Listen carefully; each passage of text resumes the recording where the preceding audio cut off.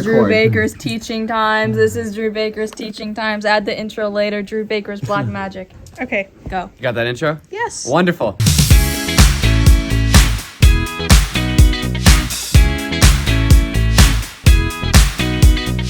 All right, today is session 2 of the 2025 Blackmagic Pocket Cinema Camera 4K Teach Times by Drew. Y'all can talk during this video, it doesn't matter. Hi. And ask questions and stuff. Yesterday, for part 1, I went very in detail about every single camera setting. We're not gonna do that today. We're gonna do a lot more practical about where the things are. We're gonna go grab them actually today and do all that stuff. So camera, you're gonna get a bit of a field trip. Yay! I am camera, by the way. I'm Stephanie. I'm Ben. No. They're gonna stay in the vault. I have to let them know. All right, they're going. Let's go to the vault. Are you making a video to We're post? it. No, this is just for Drew. This is for to push back out. So we come into the vault. The vault is back here. It's locked. Ask Morton to unlock it for you. He will.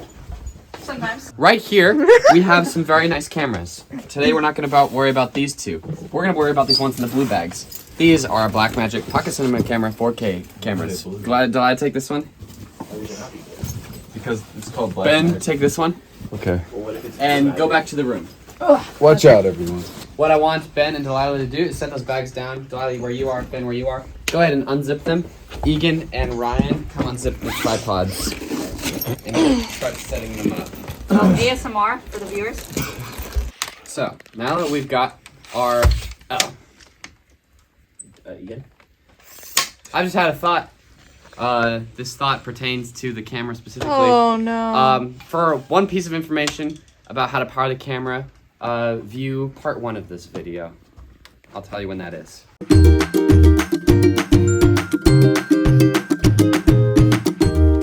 So, we're gonna go ahead and start getting our camera out. This is your Blackmagic Pocket Cinema Camera 4K. It's pretty cool. Everyone go, ooh. Wow, look at that thing. Impressive. Shiny. Impressive. All right, it has a tilta cage on it. That means it's this metal part that goes around the camera. You can kind of see, gives you a bunch of different mounting things. So it lets you put a handle and this SSD holder and these cables and a bunch of cool stuff. Impressive. No, you can't do that every time. Please. Are we ruining your video? The Blackmagic Pocket Cinema Camera 4K is powered by an LPE6 battery. That's this one. It's got these 2 little gray grooves on, and then 2 metal parts. That goes in right on the bottom here, where the battery plate has actually been removed already. And we'll throw that in. We'll turn it on with the power switch. Look at that. Once you take the lens cap off, we got image. Look how dark it is, though. You can't even tell. I bet none of you could tell there was actually image. So I was like, this guy's weird. It's not real. we're gonna change these settings. So we're gonna keep our ISO low. We don't want to pump that immediately. But since we have this lens, what I know is that this lens has a manual aperture ring. So we'll actually just slide that all the way open. And look at all that image that we got. So much image. That's a whole lot of image, and we can focus 30 frames per second in the top left corner. We can click that, be like, look, we can be at a bunch of different frames per second. We're gonna stay at 30. It's pretty good standard for general video things. 30, 29.97 technically. I would say 29.97. You can also change a couple things like basically having a bunch of grid lines up. You can have your lower thirds on. Sorry, not lower thirds, like third grids with this thing. This is all just framing stuff. This is your shutter speed. As a general rule, especially for film or things moving slowly, we can keep the denominator of our shutter speed to be twice our frames per second. But if we're shooting a high action scene or sports or something like that, we might pump it up a little bit more. Then, as I said earlier, these lenses, the Rokinon prime lenses that are here, there's 3 in each of these bags, an 85 millimeter, a 35 millimeter, and a 24 millimeter. They're all pretty good. That's a good range of lenses. Right here in the middle, we see our time code. So this will either, right now, what it'll do, when you click record, it'll start counting and tell you how long your recording is. Or we can tap it and we can see that this is a live time code. But the time on this camera is messed up at the moment. Stop nodding. So, we have our ISO. If we were dark, maybe we'd pump that up. We don't need to, though. We'll keep it low. We also have a white balance right here. You have a bunch of presets: daylight, fluorescent, or daylight, inside, fluorescent, shade, cloudy, all this stuff. You can also do custom. That means you would adjust the stuff right here. Or we can do an auto white balance. Let's say we white balance this chair over here. Pretty good chair. We'll just go. We'll click update white balance. And we got a pretty good image. Pretty nice, cool. Blue color. They stay pretty blue. And we can see there's Alex again. Not green or anything like that. And then we have our menu setting on the side here. This will launch you into the deeper menu. So we have those typical on-screen basic camera functions, but we have some other things here. On this first page, the record page, we can adjust all of your settings, like what kind of codecs and qualities and resolutions you want to shoot in, whether you want to shoot in ProRes or Blackmagic RAW to get some sort of more color information and all that. But honestly, just stay ProRes. You can stay in this 422 like we do often. Ultra HD, HD, all your options. We can click on the right arrow, still in the record tab.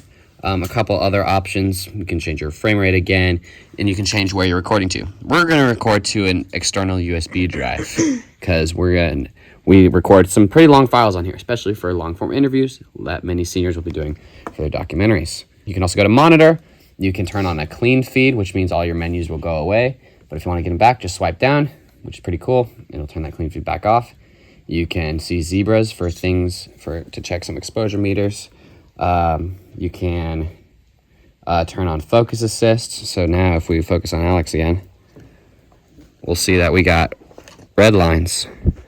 That's the controls for the screen, the LCD, but you can also change controls if you have an external HDMI monitor. Audio tab, select whatever input you want. We have the internal camera mono. We have internal camera left and right. If you're trying to record really nice stereo audio from the camera for some reason.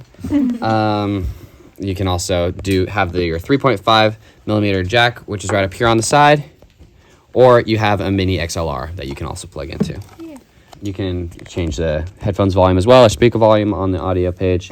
Going into setup, date, time, language, all that kind of stuff. A couple other options. This is important for playback. The Blackmagic have this cool feature where you can watch all clips or a single clip when you go into playback. We're gonna leave it on all clips. Single clip would just be watching it like any normal camera where you're just playing back your most recent clip. But all clips will allow us to toggle through all shots we've done on the card. And yeah, presets, LUTs, other things you can add in the menus. There's buttons up here for accessing these menus quickly. So if we hit the ISO one, it'll open up our ISO or shutter speed or white balance, any of those things. And there's also some preset buttons on the top on this side. 1, 2, and 3, you can set them to whatever functions you want. 1 will give us some false colors, or 2 will give us a LUT. It's kind of hard to see right now, but it kind of upped the contrast, made it a little darker. 3 is giving us a vertical frame guide. Lots of things going on. That's pretty much it on the camera. Are there any other questions for the menus and all that kind of stuff? Wait, I do have a question. Oh, what's your question? So, you said that we have to do an external USB. That's not an SD card? It's not an SD card. No, where would that go? So, let me show. For all the Is seniors my doing backpack that. in here? Camera, follow me. I will This is actually follow better Drew. information. Everybody follow. The green machine is in here. So, what we can the green machine. Yeah. What we can do, what Morton has set aside, are 2 Samsung T7 Shield SSDs to record on the Blackmagics. Those are these. You should ask him before you take them. As you proceed to take them. We're gonna just take them. These have a faster write speed and have 2 terabytes of storage, so more than your SD card. Way more. So you can record long and high quality or duplicated files, whatever you need to do. So we're going to, thank you for reminding me that I was going to completely forget about how to record. You plug that in. There's this USB cable that's already connected to the cage. And you just put in this little thing up here. Pull it back, throw it in.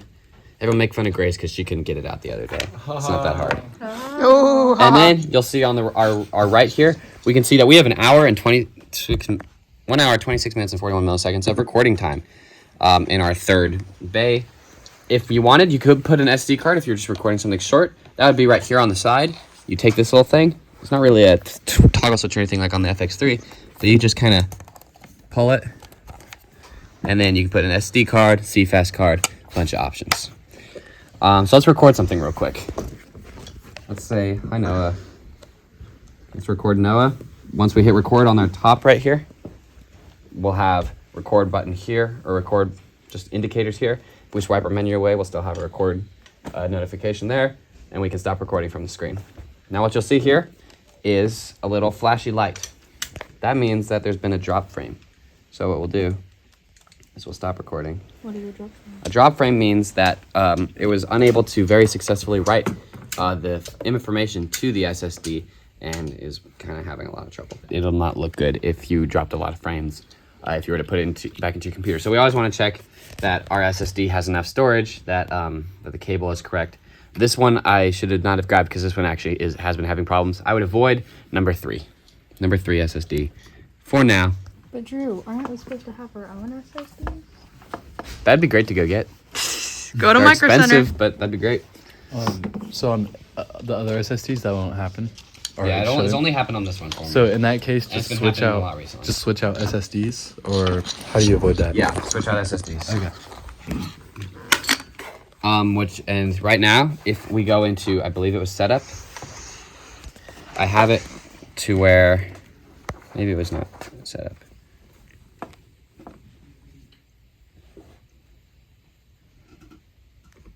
Yes, if card drops frame, I have it set to alert, which is that little exclamation point. You can also set it to stop recording to make sure that if you like didn't see the exclamation point, that you wouldn't have just a bunch of footage with a broken image.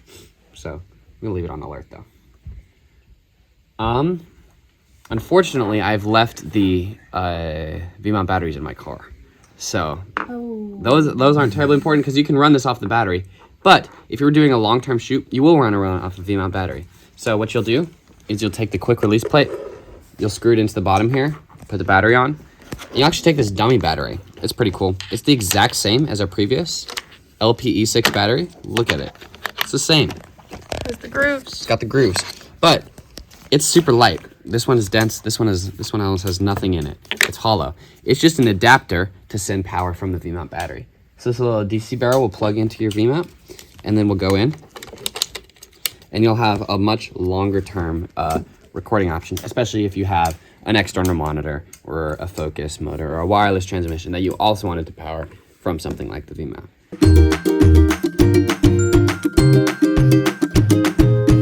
Right here, there's a cold shoe mount on top of your handle. Also here, you can slide this down and put something there, microphone, whatever. Headphone jack on the side. These lenses, they all are EF lenses that have an adapter that goes to the special Blackmagic Pocket Cinema camera 4K mount. So leave the adapter on there, but if you wanted to switch your lens, you can by just clicking down on the adapter, pulling off your lens, throwing the other one on. Yay. Cool. Y'all want to all say bye because this is kind of almost like a time capsule. 3, 2, 1. Bye. Thank you, Drew Baker.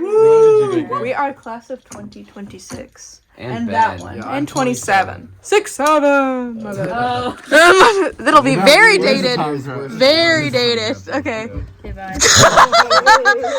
Oh, wow. Get out. Goodbye.